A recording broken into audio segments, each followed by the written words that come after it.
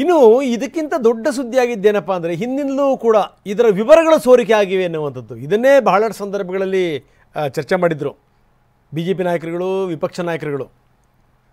ಏನೇನು ಸೋರಿಕೆಯಾದಂಥ ಜಾತಿ ಗಣತಿ ಅಂಕಿಅಂಶಗಳನ್ನು ನಾವು ತೋರಿಸ್ತಾ ಇದ್ದೀವಿ. ಪರಿಶಿಷ್ಟ ಜಾತಿ ಎಷ್ಟು? 1.08 ಕೋಟಿ. ಇನ್ನು ಪರಿಶಿಷ್ಟ ಪಂಗಡದವರು 42 ಲಕ್ಷ, ಮುಸಲ್ಮಾನರು 75 ಲಕ್ಷ ಜನ ಇದ್ದಾರೆ ಅಂತ, ಲಿಂಗಾಯತರು 73. ನೋಡಿ, ಇಲ್ಲಿ ಗಮನಿಸಬೇಕು, ಮುಸ್ಲಿಮರ ಸಂಖ್ಯೆ ಇದಕ್ಕಿಂತ ಜಾಸ್ತಿ ಇದೆ, 75 ಇದೆ. ಇನ್ನು ಒಕ್ಕಲಿಗರು 70 ಲಕ್ಷ ಅಂತ ಹೇಳ್ತಾ ಇವೆ ಅಂಕಿಅಂಶಗಳು.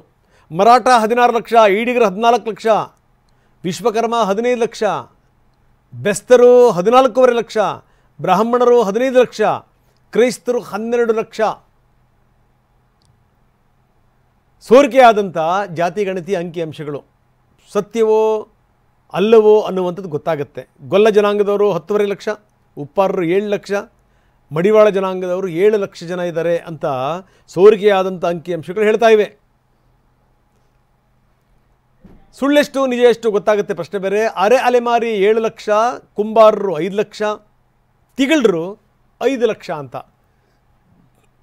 ಇನ್ನು ಸವಿತಾ ಸಮಾಜ, ಈ ಕ್ಷೌರಿಕ ಸಮುದಾಯಕ್ಕೆ ಸೇರಿರುವಂಥವರು ಸವಿತಾ ಸಮಾಜದವರು 4.5 ಲಕ್ಷ, ಜೈನರು 3 ಲಕ್ಷ ಜನ ಇದ್ದಾರೆ ರಾಜ್ಯದಲ್ಲಿ. ಇದು ಸೋರಿಕೆಯಾದಂಥ ಅಂಕಿಅಂಶಗಳ ವಿವರಗಳು.